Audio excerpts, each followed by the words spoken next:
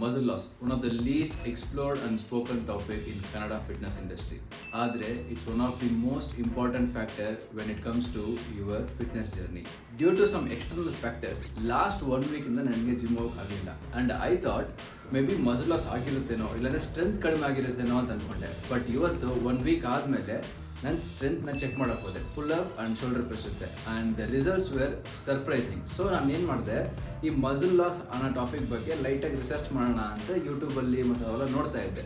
And the things I found was very interesting. And most of the people gym ಹೋಗೋವಾಗ ಈ ಥರ ಒಂದು ಚಿಕ್ಕ ಬ್ರೇಕ್ ಬಂದೇ ಬರುತ್ತೆ. ಆ್ಯಂಡ್ ಎಲ್ಲರೂ ಕಾಮನ್ ಆಗಿ ಥಿಂಕ್ ಮಾಡೋದು ಮಸಲ್ ಲಾಸ್ ಆಗಿರುತ್ತೋ ಇಲ್ಲೋ, ಇಲ್ಲ ಅಂದರೆ ಸ್ಟ್ರೆಂತ್ ಗೇನ್ ಕಡಿಮೆ ಆಗಿರುತ್ತೋ ಇಲ್ಲೋ ಅಂತ. ಸೊ ಈ ವಿಡಿಯೋ ಅಲ್ಲಿ ಮಸಲ್ ಲಾಸ್ ಯಾವಾಗ ಆಗುತ್ತೆ, ಯಾವ ಟೈಮಲ್ಲಿ ಆಗುತ್ತೆ ಆ್ಯಂಡ್ ಅದನ್ನ ಹೆಂಗ್ ಪ್ರಿವೆಂಟ್ ಮಾಡೋದು, ಅದ್ರ ಜೊತೆಗೆ 1 week ಆದಮೇಲೆ ನಾನು ಎಷ್ಟು ಪ್ರೋಗ್ರೆಸ್ ಮಾಡಿನಾ ಇಲ್ಲ ನನ್ನ ಪ್ರೋಗ್ರೆಸ್ ಕಡಿಮೆ ಆಯ್ತಾ ಅನ್ನೋದನ್ನ ಈ ವಿಡಿಯೋ ನೋಡೋಣ. ಸೈನ್ಸ್ ಜೊತೆಗೆ ಸಿಂಪಲ್ ಆಗಿ ಎಕ್ಸ್ಪ್ಲೇನ್ ಮಾಡ್ತೀನಿ. Sit back, relax and enjoy. So ಇವಾಗ ಮಸಲ್ ಲಾಸ್ ಬಗ್ಗೆ ಗೊತ್ತಾಗಬೇಕಂದ್ರೆ ಫಸ್ಟ್ ನಮಗೆ ಇವರಿಬ್ಬರ ಬಗ್ಗೆ ಗೊತ್ತಿರಬೇಕು. One is muscle protein synthesis, one is muscle protein break down. ಈ ಇಬ್ಬರು ನನ್ನ ಮಗ ಏನು ಮಾಡ್ತಾರೆ ಅಂದರೆ, ಮಸಲ್ ಪ್ರೋಟೀನ್ ಬ್ರೇಕ್ ಡೌನ್ ನಿಮ್ಮ ಮಸಲ್ನ ಬ್ರೇಕ್ ಮಾಡ್ತಾನೆ, ಅದನ್ನ ಯುಟಿಲೈಸ್ ಮಾಡಿ ಎನರ್ಜಿ ಕನ್ವರ್ಟ್ ಮಾಡ್ತಾನೆ. ಮಸಲ್ ಪ್ರೋಟೀನ್ ಸಿಂಥಸಿಸ್ ನಿಮ್ಮ ಮಸಲ್ನ ಬಿಲ್ಡ್ ಮಾಡ್ತಾನೆ. ಸಿಂಪಲ್.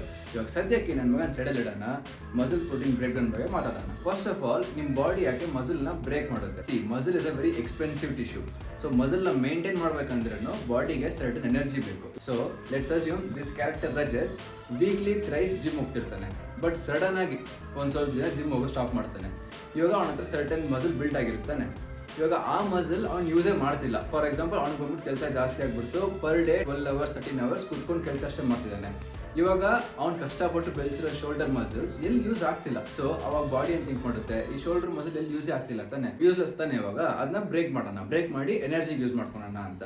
ಇವಾಗ 12 hours 13 hours ಅವ್ನು ಕೂತ್ ಕೆಲಸ ಮಾಡೋದ್ರಿಂದ ಊಟನ ಕಡಿಮೆ ತಿನ್ನೋಕೆ ಸ್ಟಾರ್ಟ್ ಮಾಡ್ತಾನೆ. ಅಂಡ್ ಪ್ರೋಟೀನ್ ಇಂಟೇಕ್ ಪ್ರಾಪರ್ ಆಗಿ ತಗೊಂಡಿಲ್ಲ ಅಂದರೆ ವರಸ್ಟ್ ಪಾರ್ಟ್. ಇವಾಗ ಅಟ್ಲೀಸ್ಟ್ ನಿಮ್ಮ ಬಾಡಿ ವೇಟ್ ತಕ್ಕಂಗೆ ಪ್ರೋಟೀನನ್ನು ಬೇಕು. ಇವಾಗ ಅದನ್ನೂ ತಿಂದಿಲ್ಲ ಅಂದರೆ ಬಾಡಿಗೆ ಆ ಮಸಲ್ನ ಮೇಂಟೈನ್ ಮಾಡಬೇಕಾಗಿರೋ ನ್ಯೂಟ್ರಿಷನ್ ಸಿಗೋದೇ ಇಲ್ಲ. ಅವಾಗೇನು ಮಾಡುತ್ತೆ, ಫಸ್ಟ್ ಈ ಮಸಲ್ಸ್ ಎಲ್ಲ ಯೂಸ್ ಆಗಲ್ಲ, ಇದನ್ನ ಫಸ್ಟು ಡೆಮಾಲಿಷ್ ಮಾಡಿ ಅಂತ ನಮ್ಮ ಮಸಲ್ ಪ್ರೋಟೀನ್ ಬ್ರೇಕ್ ಡೌನ್ ಏನು ಮಾಡ್ತಾನೆ, ಅದನ್ನ ಬ್ರೇಕ್ ಮಾಡೋಕ್ಕೆ ಸ್ಟಾರ್ಟ್ ಮಾಡ್ತಾನೆ.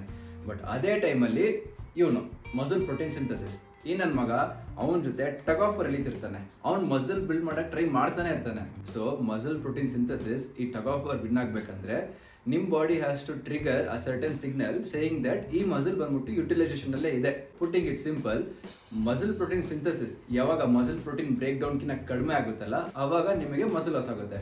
ಓಕೆ, ಇವಾಗ ಮಸಲ್ ಲಾಸ್ ಆಗುತ್ತೆ. 1 week ಮಸಲ್ ಲಾಸ್ ಆಗ್ಬಿಡುತ್ತಾ? ನೋ.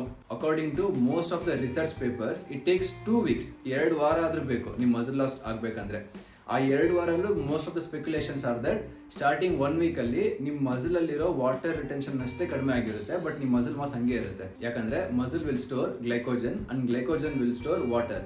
ಸೊ ಯಾವಾಗ ನೀವು ವರ್ಕೌಟ್ ಸ್ಟಾಪ್ ಮಾಡ್ತೀರಾ, ಪ್ರಾಪರ್ ಆಗಿ ನ್ಯೂಟ್ರಿಷನ್ ತಿಂತಿಲ್ಲ ಅಂದಾಗ ಈ ಗ್ಲೈಕೋಜನ್ ಲೆವೆಲ್ ಕಡಿಮೆ ಆಗ್ತಾ ಬರುತ್ತೆ. ಅಂಡ್ ದೆನ್ ವೆನ್ ಗ್ಲೈಕೋಜನ್ ಕಡಿಮೆ ಆದಾಗ ವಾಟರ್ ರಿಟೆನ್ಷನ್ ಕಡಿಮೆ ಆಗುತ್ತೆ and this makes your muscle flatter, full ಆಗಿರಲ್ಲ. ಓಕೆ ಫ್ರೆಂಡ್ಸ್, ನಾವು you are educated about muscle protein break down and muscle protein synthesis. Okay, ಇವಾಗ ಮಸಲ್ ಲಾಸ್ ಯಾವಾಗುತ್ತೆ, ನೀವು ಡೇ ಟು ಡೇ ಮನೇಲಿ ಮಾಡೋ ಕೆಲಸ ಮಾಡ್ತಿಲ್ಲ, ಬೆಡ್ಶೀಟ್ ಮಾಡ್ತಿರ್ತಿಲ್ಲ, ವಾಕಿಂಗ್ ಹೋಗ್ತಿಲ್ಲ, ಒಂದು 12 to 13 hours ಲ್ಯಾಪ್ಟಾಪ್ ಮುಂದೆ ಕುಂತಿದ್ದೀರಾ, ಇಲ್ಲಾಂದರೆ ಫುಲ್ ಬೆಡ್ ರೆಸ್ಟ್. ಆ ಟೈಮಲ್ಲಿ ಮಾತ್ರ 2 weeks ಇಲ್ಲ 3 weeks ಅಲ್ಲಿ ಮಸಲ್ ಲಾಸ್ ಆಗೋಕ್ಕೆ ಚಾನ್ಸಸ್ ಇದೆ. ಇವಾಗ ನನಗೆ ಮಸಲ್ ಲಾಸ್ ಆಗಬಾರ್ದು ಅಂತ ಲಾಸ್ಟ್ 1 week ಅಲ್ಲಿ ನಾನು ಏನೇನು ಮಾಡಿದೆ ಅಂತ ಟಕ ಅಂತ ಹೇಳ್ತೀನಿ. ವಿಡಿಯೋನ ಬೇಗ ಮುಗಿಸೋಣ. ಓಕೆ, ಎಷ್ಟೇ ಕೆಲಸ ಇದ್ರೂ ಅವರ್ ಒಂದ್ಸಲ ಒಂದು 5 minutes or 10 minutes ಒಂದು ಸ್ಮಾಲ್ ವಾಕ್ ಹೋಗಿ ಬರ್ತಾ ಇದೆ. ಆ್ಯಂಡ್ ಆ ವೀಕಲ್ಲಿ 2 days 15 minutesಗೆ ಹೋಮ್ ವರ್ಕೌಟ್ ಮಾಡಿದೆ. And then I maintain at least 1 gram of protein per kg. ನಾನು ಆಲ್ಮೋಸ್ಟ್ 70 grams ಇದ್ದೀನಿ. ನಾನು 60 to 65 grams ಆಗೋ ಥರ ಪ್ರೋಟೀನ್ ಆಲ್ಮೋಸ್ಟ್ ಕನ್ಸ್ಯೂಮ್ ಮಾಡಿದ್ದೀನಿ. ಆ್ಯಂಡ್ ದೆನ್ ಇವತ್ತು ನನ್ನ ಸ್ಟ್ರೆಂತ್ನ ಚೆಕ್ ಮಾಡುವಾಗ first pull ups I did almost 12, almost 8 and then 6, ಆಮೇಲೆ 5. And then shoulder press surprisingly 12, 12, 10, 17.5 kgs ಅಲ್ಲಿ.